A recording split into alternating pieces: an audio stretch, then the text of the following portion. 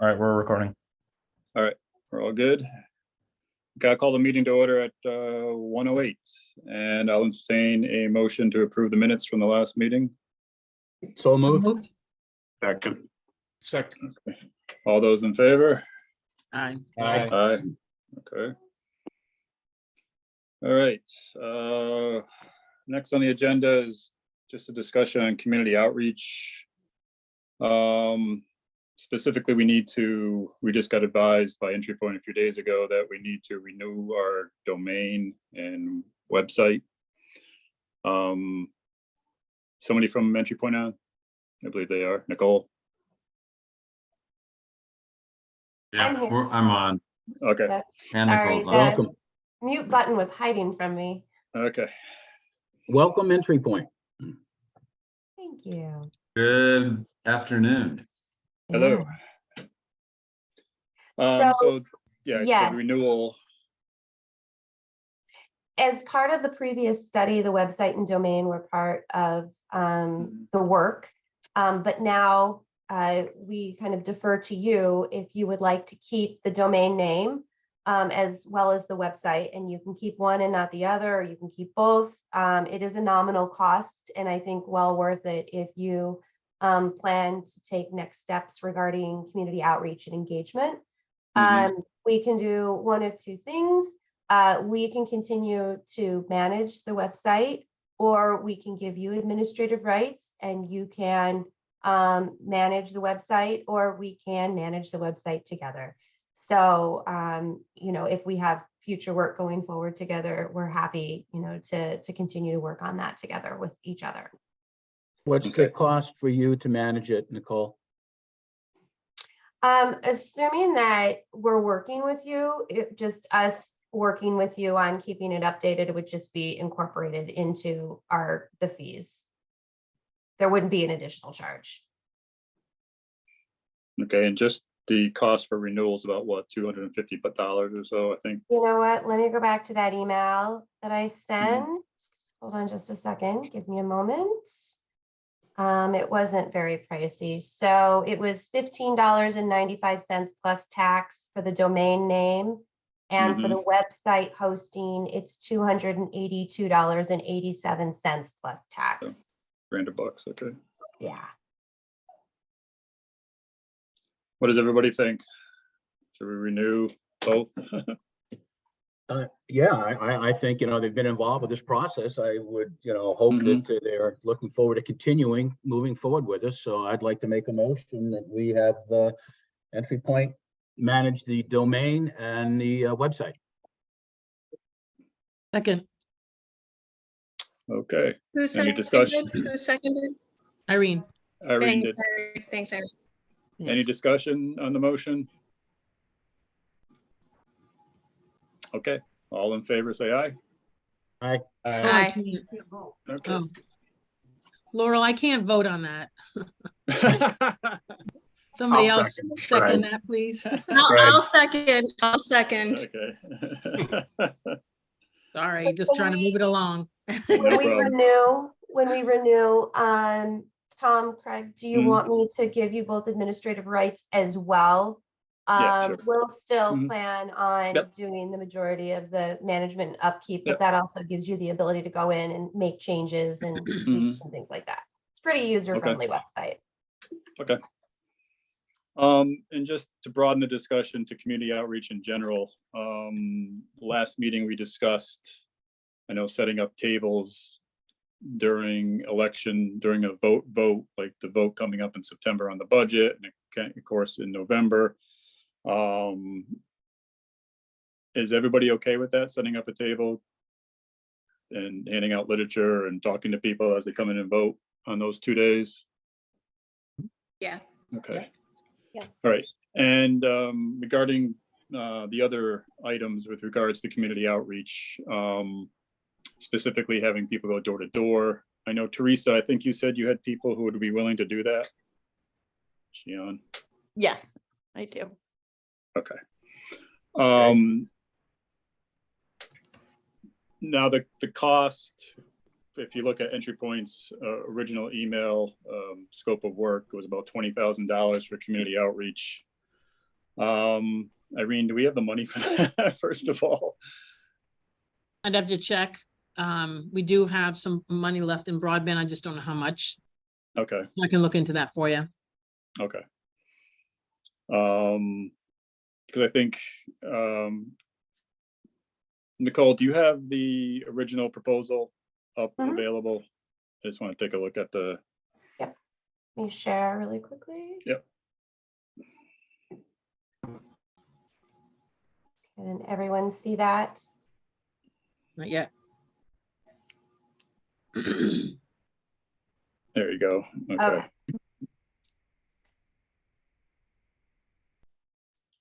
So what we had identified, and this was high level, regarding the door-to-door campaign, was really over 12 weeks, reaching about 128 houses per week, resulting in touching 4,100 homes and businesses. Now, if you go down the path, I think of the community education tables, really pushing a digital campaign with the website, through social media, that door-to-door could be kind of the last ditch effort, if that makes sense. And it really just depends on what you're looking to accomplish. Are you looking to glean individual interests, or are you looking to see if people will sign up, right? What is your objective? I have a question on that. Given that we're an underserved community, the internet access for digital platforms might be challenging. So door-to-door would be maybe different. I don't know if that's the truth, but given where we stand with our internet connectivity and the older population that doesn't use the internet, I would imagine, we'd have to do some of each. So that's a great point, Laurel. And when we did our survey for the broadband study, for the feasibility study, we did a variety of different kind of outreach to make people aware of the survey. I believe there was a local press release, and correct me if I'm wrong, but East Haddam has like a local paper, correct? Or some type of community news? Yes. So there was information in there to go to the survey to complete. There was the digital outreach campaign. I believe you have a non-emergent 911, is that right? Which may have also been used to communicate. So yes, there are a lot of different steps. And then I think one of the things that we may want to look into as well, if you go down the quote unquote sign up process, right, is looking at a digital tool to help us track who has signed up and who hasn't. So when you do go to put kind of feet on the ground and go to the door-to-door campaign, you're not going to homes that have already signed up, right? You're spending your time with those who haven't. And I do think it's actually interesting. Did you know that Connecticut was ranked one of the top 10 in the country for broadband access? Oh. Maybe in Fairfield.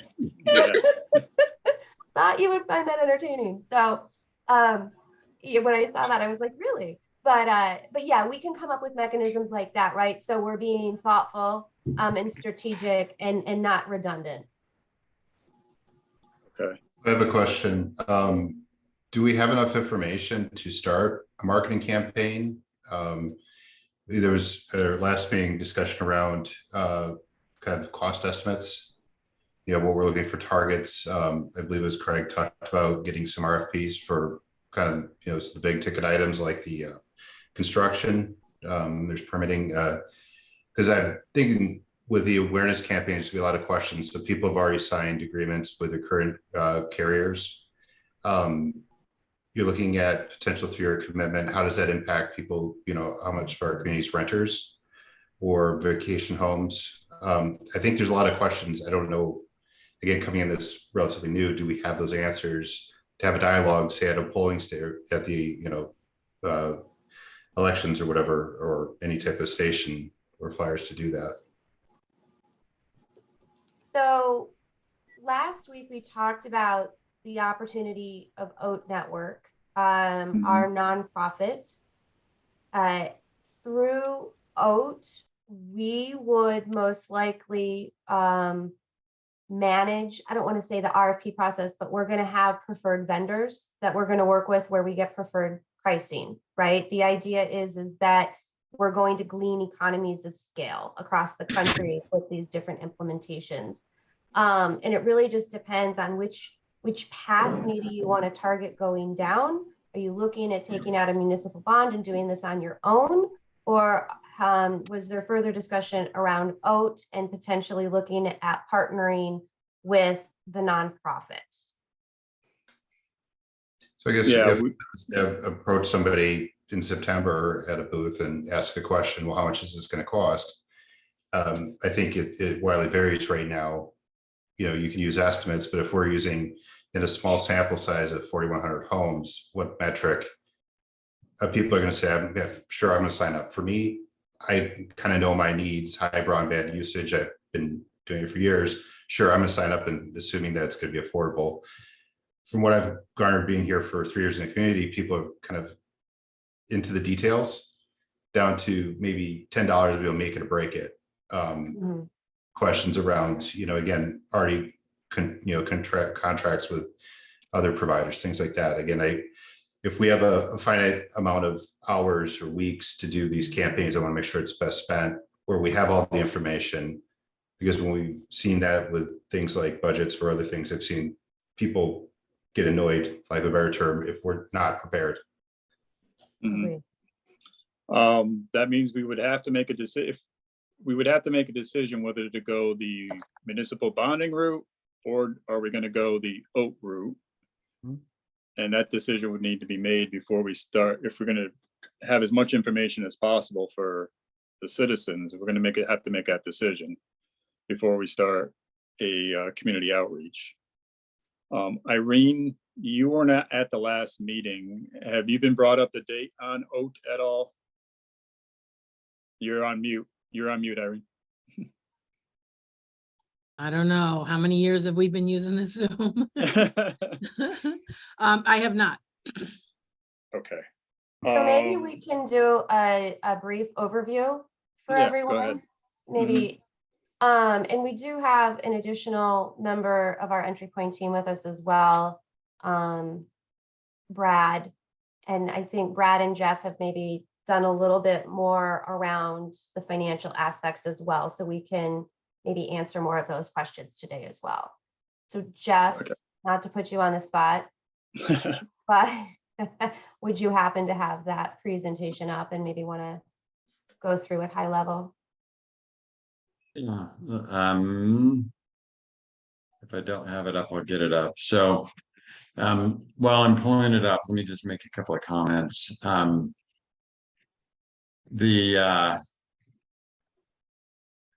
People don't, the first question will be, what's the cost? But people also don't buy the first time they hear something. They want to, I think it may be very wise to not dribble information out, but measure out the process of getting people information. Right up front, I would tell them, we're working on nailing down. So I would just, first message I would put out there is we're pursuing a community-based network for East Haddam. And then I would decide what are the key points. So one might be, if you're thinking about municipal bonding and municipal debt, say that's on the table. If you rule that out and say, we're pursuing a community-based network, but it will not affect the taxpayer. So it won't, municipal debt will not be used, town bonding. So think about what would that initial message, and we are working on finalizing the costs, and we plan to have those by X date. So and do that in a really inexpensive way. So what are our avenues to get that out in kind of an inexpensive, and think, you know, we want to have 4 or 5 touches with the residents before we say we would like your commitment. Now, obviously we need to get them the cost before we ask for the commitment. So think about that. It is going to take some time to get the, and by time, I mean, there's some things that need to happen. So it's at least going to take 2 to 3 months to sort of harden the cost. Key to that will be a construction partner that we can lean on.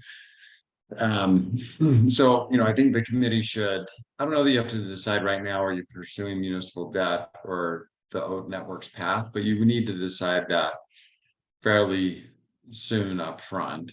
And Brad, Brad does all our financial modeling. Brad can provide you a comparison of what would it look like if you did 20-year municipal debt at 4 to 4.5% interest rate in comparison to where we think the non-recourse financing would be through this program. So let me go back and I can share now. Any questions about anything I said before I kind of quickly summarize this program? One question, Jeff. Have you guys Yeah. done, so I agree, right? 4 to 5 touches, the more you put something in front of somebody, the more they're going to be interested or want to maybe buy into it, as long as we give them information that's accurate. But are you guys doing, is the thought, or have you in the past done targeted? Like for the schools, I could almost see a targeted message to parents and others around how this will benefit your kids and how this benefits them in their education versus the business folks, a different message that goes out. Have you done that in the past versus this kind of generic message? Yeah, I think that's excellent. And yeah, I mean, we try and customize, go the direction each broadband committee wants to go. I think that's a fantastic idea. And if people are hearing this, through the school, and they're hearing it through the church, and they're hearing it through, the neighbors that they trust, all the more powerful in terms of them paying attention to what it is. So yes, I think that's an excellent idea. Correct. All right, so let me share my screen here. You see that?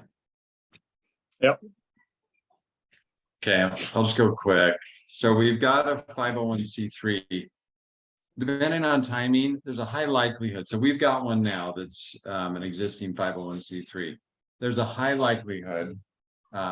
Sorry for the noise. Well, my son's getting married this afternoon, and window cleaner here. So you're my only meeting today. But I got the window cleaner in my ear over here. Oh, okay. So there's a high likelihood we would set up a 501c3 that's called something like East Haddam Fiber or Connect East Haddam, something like that. There's a high chance we would do it specific to create a 501c for this project. But let's use OAT as a placeholder. So we would use, it will be a 501c3. We would create a joint powers agreement. We would have to work with attorneys to see what that looks like. It might be some other form, but something like a joint powers agreement between OAT Networks and East Haddam Fiber, whatever we settle on in terms of the name. The focus would be a community-based network. So a big part of the value proposition would be local control. Rather than a large national carrier who's got a national footprint and a national focus, this would be a locally controlled, locally accountable network. We're actually working with a couple of national lenders who do this program. East Haddam is eligible for the program, but there's still an application process. At the end of the day, it is take rate. It is the number of people that sign up that will get us across the line. And we're working with the lender in terms of what does it have to be first year? What does it have to be second year? What does it have to be third year of the program? Because you're not going to get everybody up front. And then the loan would be non-recourse. So that's the big deal, is that we can get financing through this program that doesn't circle back onto either the bond rating or the debt responsibility of the town. So that's the big breakthrough here. This is something we've been looking for because so many towns are reluctant to take out municipal debt. That's the big bonus. Everything in life has trade-offs. The downside is the money is more expensive than you can get through municipal debt. And from Entry Point's point of view, we want to do what's most relevant for you. I mean, we want you, if you said we want to go municipal debt, we're like, fantastic. If you want to go through down this road, the money's more expensive. But it's non-recourse to the town. So the responsibilities on our side would be to work with you to achieve the target take rate. You've got the scope of work that we developed a couple months ago, but those numbers are fluid in terms of what the actual plan. So they would, you know, if you do a lot of grassroots on the ground work, we're going to be able to reduce the cost of it. If you want it to be outsourced and we've got to bring in people to do the door-to-door, then there's going to be a cost to it. So we'll help achieve the take rate. We'll arrange the financing. We'll oversee design and engineering. We'll oversee construction. We'll stand up an operation, and we'll provide customer service and the ongoing operations. The responsibilities for the town essentially would be to enter into a joint powers agreement, help with community engagement, work on right-of-way as needed, help us with the permit process as it's relevant under the jurisdiction of the town. We've got on here that we'll give you an option to acquire the network at 10 years. We actually found out we can reduce that to 5 years. So in a way, you could look at this as construction financing. And the way it works is that if you refinance in shorter than 5 years, it's a descending scale. So it's first year 5% penalty, then 4%, then 3%, then 2%, then 1% penalty. So really you could refinance at any time, but if you wait 5 years, there's no penalty. And at that point, we would give the town the option. Let's just say you decide it's gonna be, we've got a good take rate, the operation's running well. You can save money by having the town refinance it. The town's willing and wanting to do it. You can do that after 5 years. So that's an option that's baked in. Entry Point will ask for, if we're going to do the work of getting it set up, we'll ask for a period of time, which I think would probably be 10 years of our participation. You know, an obligation that we can participate in the network operations for 10 years, but we would give the option to acquire it. These numbers, so they didn't fully, we're not going to know these numbers until we get a little further down the road. We think it could go as high as, well, it's going to depend on take rate. So we can't really say what the numbers are. The financing, it's prime plus a percentage, and we're negotiating that right now. So we don't have a final answer on it. If you talk to some lenders, they'll tell you the Wall Street prime rate number is 8.5 right now. The first few lenders we talked to said it's 5.5, which is the Fed funds rate. And so we can't give you a final number at this point. We obviously need to do that. We've got a meeting this upcoming week with the program directors to sort of get to the bottom. We know that the banks that we're working with are getting money close to the Fed funds rate, which is 5.5. So we're negotiating to see how low we can push this down. So that's a question mark and a placeholder at this point. So, you know, I think that's the summary of the program. I will say you're probably paying attention to what's going on in Hawaii right now in Lahaina. And, you know, obviously if a building burns down, you're not going to preserve the above ground communications, but it's for half that island, 911 went down and the cell service went down. Right now, the cell service is our public safety program. You would be able to create a public safety network. You know, it's still vulnerable to certain natural disasters, but you would be able to create a public safety network that is localized, meaning if there's a disaster between you and New York or you and Hartford, you would be able to preserve communications locally, even though you get cut off from the outside world. So more about that, but I think just the timing's interesting given this disaster in Hawaii. and the fact that 911 is still out and cell service is still disrupted for half the island of Maui. So. Mhm. All right, questions on that? Well, So I you've have heard it a twice. question on the, since we don't know the financials, we don't know the take rate. At this point, what is the application specifically looking for? That we have to fill out. You said East Haddam is eligible for this. So, what kind of criteria or estimated, financials take rate is part of that application? Or maybe none, I don't know. Yeah, most of it's going to come from our side. Brad, do you want to give an overview? Brad's running that. He's doing that for Entry Point.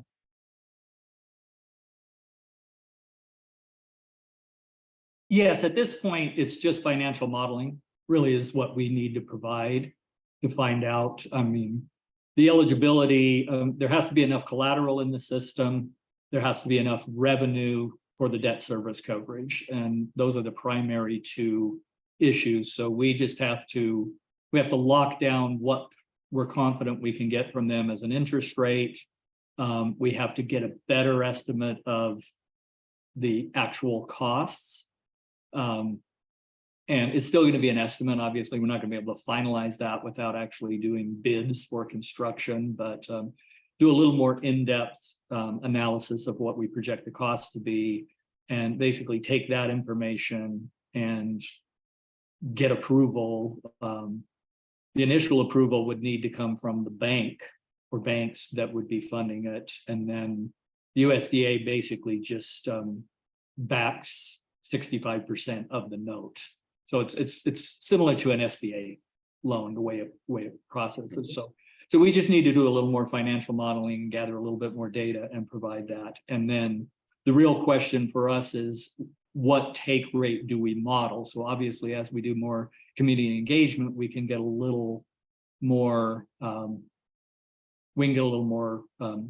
confident of that take rate, but we can preliminarily go with, okay, we feel we can get this level of take rate, and assuming we can get this level of take rate with this financing, with this interest rate, everything else that we just talked about, the financial model, will this work?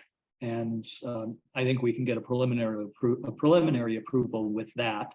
And then what we would have to do is confirm the take rate, or at least have enough confidence that that take rate we projected is accurate. And that would happen through the community engagement. And from the members of the feasibility committee, I know it was a very positive number. What was the take rate from the survey, and like the 500 people or households that, wasn't it certainly higher than 50%? It was well over, well, if you combine yes or yes, but I want more information, I think it was over 90%. Oh, wow. Okay. So that's very encouraging in itself. I think no was only about 2.3%, or if I remember the number right, something like around there. So it was very high response rate. Yeah, and I think, I mean, certainly, I've run the modeling, and I think, it definitely works at 60%, probably 50, and maybe even 40%. I know some of the people that are out there getting money right now are getting it at 20%. But the problem at 20% is the end subscriber price becomes significantly higher, and then it's kind of the lower the take rate, the higher the price, which then lowers the take rate even further. And so yeah, that's, I think, to finalize it, we would just need more confidence in the take rate than just than a survey saying 90% of people said, yes, I'll take that. But that's kind of what we've talked about, I think, as far as working towards that.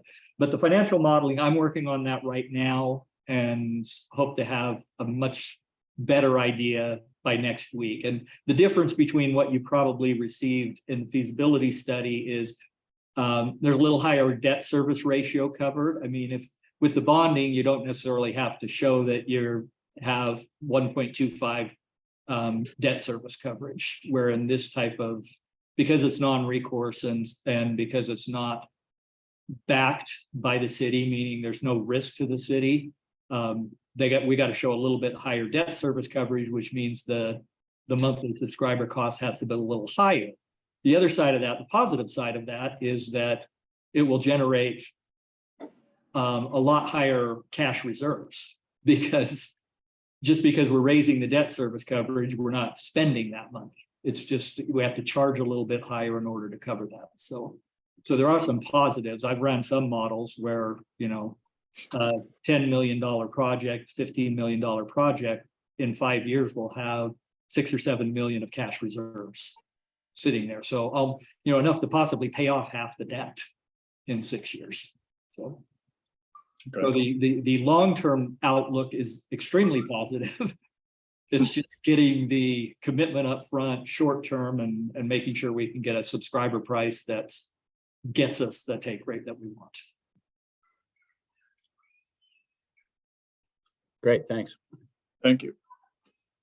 Irene, what's your initial reaction to this, that the town doesn't have to bond? Basically, we don't have to go in front of the Board of Finance asking for money. Yeah, I mean, just checking to be sure you guys can hear me. Yes. Yeah. Yeah, first of all, to answer the first question you guys asked me, we have about $9,800 left in our initial amount of Okay. money we put aside for, broadband studying. Yeah. So to answer that question, in regards to, because I missed the last meeting, I'm Mhm. not sure what you guys talked about in the way of the actual infrastructure and build out. Is that an outsourced thing that's done, and it's just a matter of once we determine what the take rate's going to be and the rate for everybody, have we figured all that out already? Forgive me, like I said, I feel like I'm behind the 8 ball here because I missed a meeting. No, we learned about this our last meeting, Okay. and the what Jeff just showed us, we saw, and we had a little bit of discussion about it, but we didn't make any decisions one way or the other or anything like that. I mean, my personal opinion, it's very positive.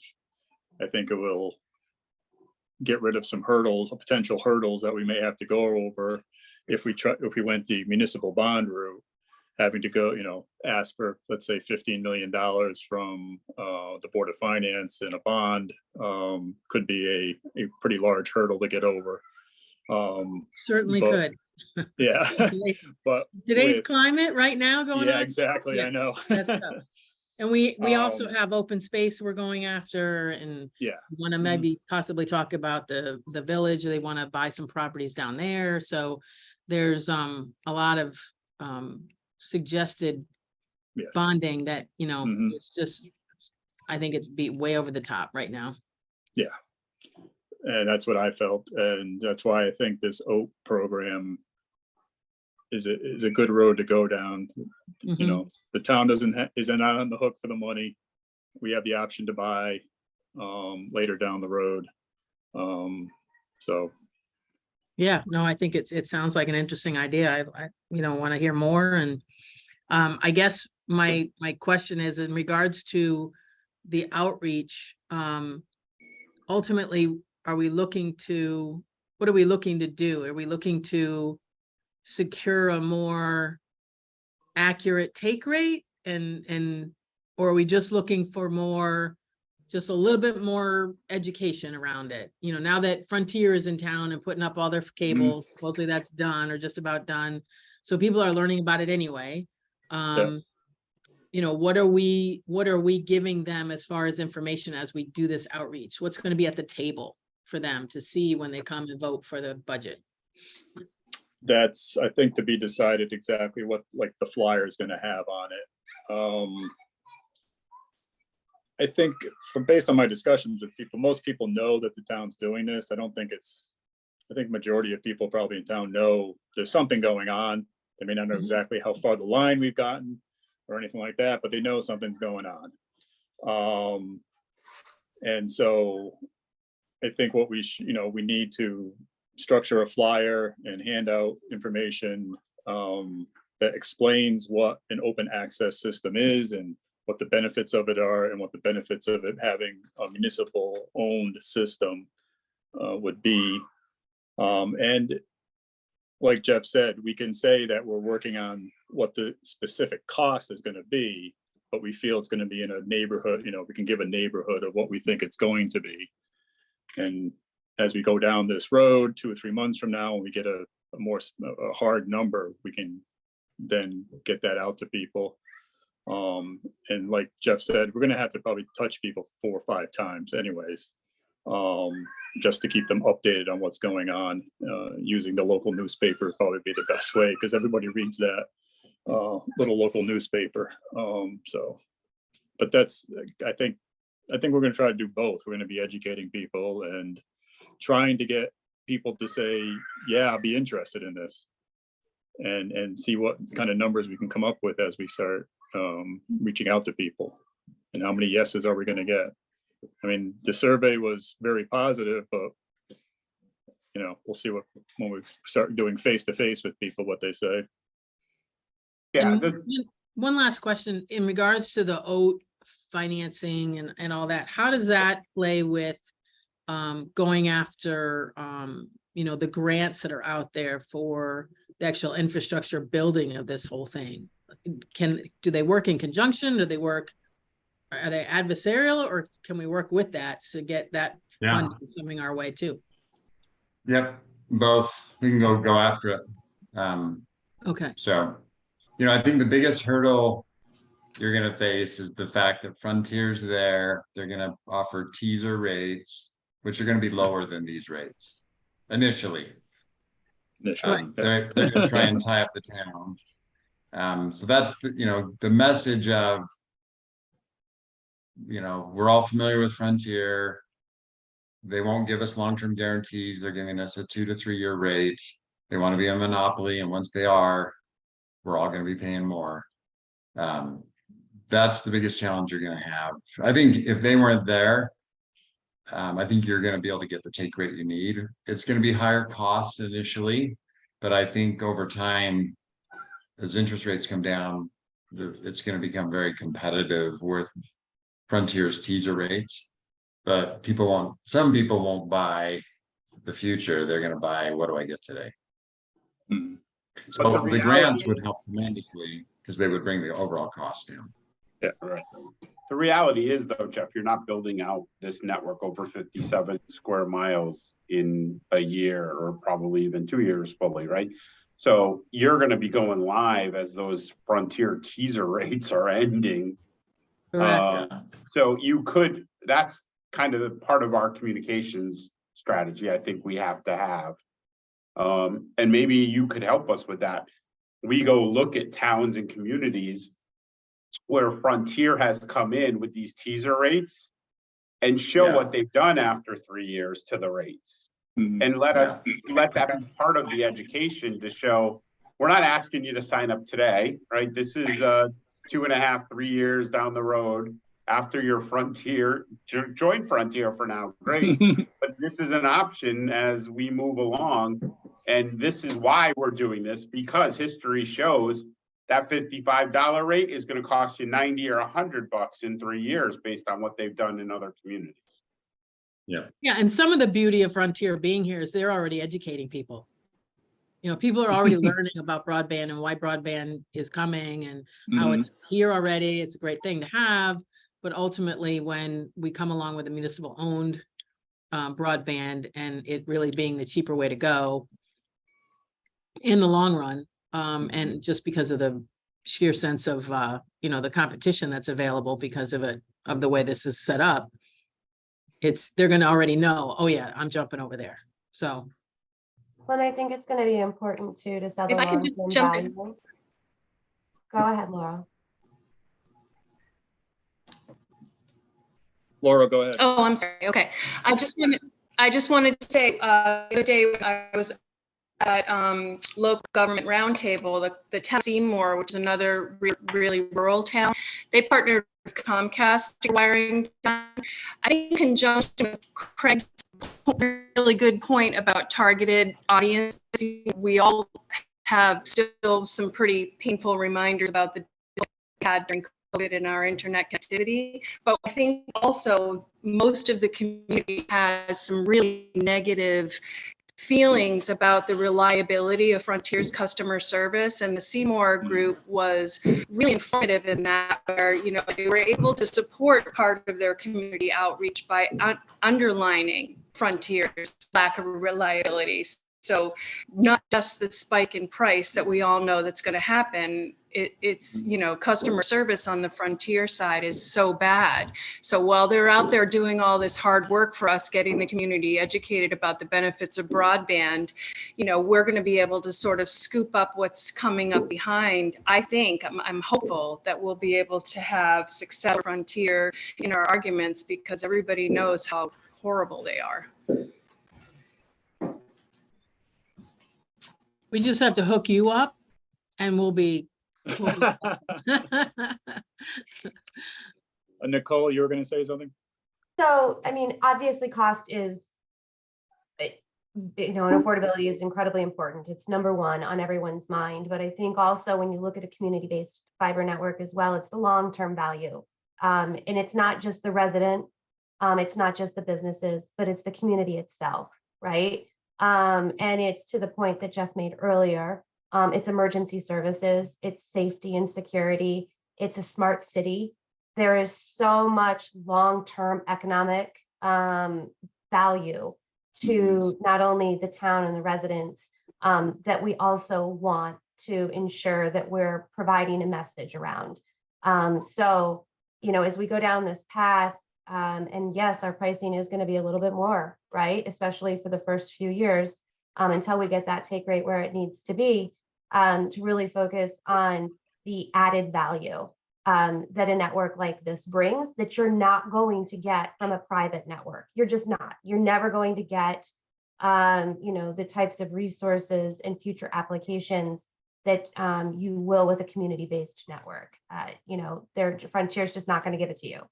They own the lines. They're going to do it their way, and if they are, they're going to, bleed you dry to access those services. So another thought, I love the idea of having tables at the voting precincts in September. I think it would also benefit us, and we can think through how we may want to do this, not just a flyer with some education on it, and we can talk through how we want to design that, but also maybe an initial sign-up page for more information. That could help the application process over the next couple of weeks, as Brad and Jeff define what with the banks, what that looks like, and we get more detail, extracting that information from people and kind of getting an early sign up, right? Like a pre-registration almost, may help really glean insight into the level of commitment that the town and its people are willing to make. I think that could be of real value. But we have almost 500 email addresses from the survey, Yeah. right? We do. So that's a Yep. great start We do. around people. So hopefully, and while I'd love to think that you're going to get 100%, voter participation, what is your voter participation in town? Yeah. The other thing I think we really need to do is we need to come up with a brand, right? So we have to have something where you see this logo or you see that's what it is. And as we're trying to drive this message consistently to people, to have that branding that could go on a banner, go on whatever, go in the paper, on the website. I think that's important for us to be able to draw people's attention. And I am not the person to create that by any means. Okay. There's that much design in my body, but I know, right, as just being the person, as you start to look at things, you get your eyes caught by things you remember. Yep. Any other comments or questions? I had a question for Teresa. You were going to look into and just verify there were no conflicts related to like the access to utility poles if we went to the OAT network, because it's not a true municipal system. I did reach out to the Office of Legislative Research at the in the legislature, and they're looking into that question for me. And then I also talked with both Joe Courtney's office and the Office of Consumer Counsel, and sent them an email with background, and they're gonna come speak to us within one of our following meetings. And I put that question out there, along with the questions around kind of the definition of underserved community and kind of what time frame they think those grants are, and so are looking at. And so both of those offices hopefully can give us some perspective on some of those kind of larger questions around grants. And then also the municipal gain is a really big question there. Yeah, because Jeff and Brad, are your assumptions built off of paying for pole usage or using the municipal gain and getting access for free? We built into our model a pole attachment fee, which is the national average, which I think is around $17 a year. That could improve. I mean, when you look at the cost here, we want to get everything we can. But for 40-year financing, it's not going to have a significant impact. But we want everything we can. And, as important as we want to get cooperation as we try to go and build this. Okay. I need to drop to go do wedding stuff. Yeah, go but ahead. I'll leave you with Nicole and Brad. Priorities, Jeff, come on. Congratulations, Jeff, to your family. Have a Yeah. great I day. appreciate it. Have a great day. Thank you. Yeah, it'll be good. Thank you all. Thanks, care. Jeff. Have a whole weekend of activities, nonstop. I can't believe he's on a meeting. I know. I'm waiting for his family to come over and hit him over the head and say, I get know. off that phone.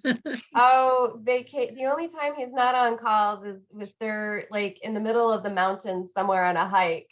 And even then, sometimes he finds a cell service. He's Oh my gosh. very dedicated.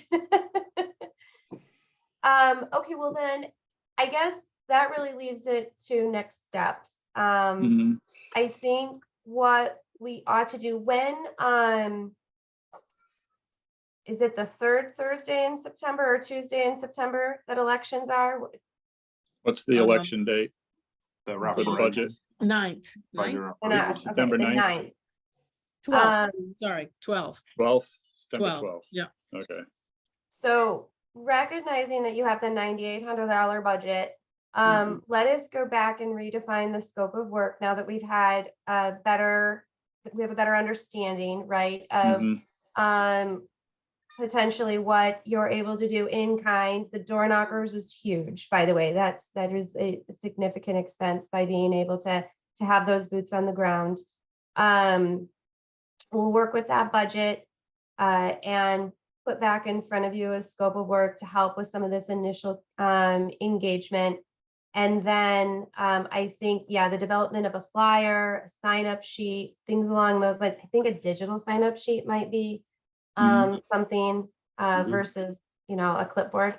But Yep. Yep. anything we can do digital will only make our information more accurate and reliable. If you make So- one of those QR barcodes. QR code. The Yeah. QR QR code, yep, code, thank you, I knew it was something. yep, we'll do that. But if you We'll get do that, as people go by the table, they literally can like pop it on their Yep. phone and. Put it in the paper with the articles, just do it all, yeah. And we're gonna try and direct everything through the website, right? To have, Yep. to your point, Craig, come up with a brand, have a single point of information, I think will be key. We'll try and really focus on value, and we're gonna need your help brainstorming, right? Craig, we loved the idea of really targeting the schools and the parents and the long-term value, right? For the, for education, and economic growth in our future, generations. So that's going to be key. So we're going to need those ideas as well as we kind of pull together what this is going to look like. So we'll go back, we'll send you that update. Brad and Jeff also, as they have these meetings next week, will begin to pull together everything that they need. And so we'll keep you abreast of that as well and provide you with the information as we kind of learn it. Okay. Okay. What I'll do is kind of develop a community outreach outline of all the things we need to do, and all like all the target audiences we want to target, all the things we need to do, the tabling, everything. And everybody can add. If you have ideas, just add to it. I'll send it out within the next day or two. And we can start to, put together a plan of exactly how we're going to do all this. So I'll do that within the next day or two and get it out to the committee, and then everybody can add to it if you have ideas, either target audiences or other ideas of how to reach out to the community. That'll be great. And we can get it all on paper, and we can all see where, the direction we want to go. I think we should also work on an Board of Selectmen presentation, right? As you get that information, Nicole, and back on the costs and how this, then we go to the Board of Selectmen and really solidify that network direction, I think, or because that really, to Irene's point, as you're looking for funding for all these projects, and they're not going to be the slightest bit of appetite, I don't think, to put another $15 million on the table anywhere. So this is a great opportunity and option that probably would keep this moving forward, where we may have been shut down without grants. Right. Well, and also I think it's important to outline how this ties into the grants that are out available, on the federal side, even the state side, but just so that we know that that's part of the mix. Because I think that's important as well. Okay. Yeah, go ahead. I was just going to ask, has the state done any additional education around the grant application process that you're aware of? I know they did some of the initial outreach several months ago, but I haven't seen anything recently. Laurel, you went to, I believe somebody else did too, went to the Connecticut Virtual Broadband Roundtable. Was there I think a few days ago, was there any discussion at that meeting regarding grants and when they're going to be coming up? And They have 42. Yeah. So yeah, there was. I was actually. They have $42 million about to be released this month. And then they have another 144 million to be released in about a year. So that's what, and they're also coming up with a toolbox for communities to use to advertise the broadband system. Stuart, what was that called again? A something box? toolbox. Oh, a toolbox. Yeah, so I was actually getting some notes put together to send out to the group. They're going to be putting together a toolkit, or this toolbox that Stu just mentioned, and it's going to include resources that would include information on infrastructure, permitting, partnerships, and things that would focus on rural versus city type design, and financial and operational risks, and the things that go along with all of the different steps that we're going to have to take. It was a pretty interesting meeting. They did New Haven versus Sharon, so we got two different ways that they were looking at things, which was really good. Laurel, when you get that, would you mind sharing that with us so that we can see those resources as well? Sure. That'd be great. Thank you. Yeah. Do Stuart, we, maybe you and I can connect. Go ahead, Laurel. Sorry. Go ahead, Laurel. I just was saying to Stuart, maybe he and I can connect to just double check the notes, make sure we have everything clearly before I put it together formally. Yeah. Will do. Irene, go ahead. I was just going to ask, do you know, in regards to these grants, what we need to have in order to get on the list to, to fill out the application, et cetera? Like we need to, do we have what we need from Entry Point so far to go ahead and actually start applying for the grant so that we're on the list of the next allocations? Or So we did a feasibility analysis, which included an engineering high-level design. So you should have those components, as well as initial financials. As well, since we haven't seen the actual application, all we can do is kind of guess right now that we have all the pieces for the most part. We just don't know in what order or how they're going to ask for it. So as soon as those applications are released or made public, then we can start working on those. Okay, and as at this point, there are no applications released yet, Laurel and Stu? No, Not yet. I didn't Okay. mention it. Okay, I all right. Well, at least think we're in the right place. Yeah, I think the initial funding from the federal government has been allocated to the states. Now it's up to the states to determine how they're going to allocate those dollars. And I think if it just kind of high level, because I really only understand it at a high level, is that they've kind of looked at those maps, right? The FCC maps to help determine the unserved, underserved areas. And that's what they're going to be giving higher priority to, as well as fiber. Those communities that are going to be implementing fiber have that priority as well. Mhm. So I think you sit in a good position, especially if we can come to them with a, all right, here's our feasibility. Here's our plan moving forward, our financial plan, and here's what we need, here's what we're asking the state to contribute as a grant. Mhm. I think we'll be in a good position. Great. Again, high level. Yeah. Well, It's the government, Right. so who knows? Yeah. Understood. Okay. Any other comments or questions? oh, it all sounds very good. Thank you all. Yeah. We're All excited. right. This is exciting.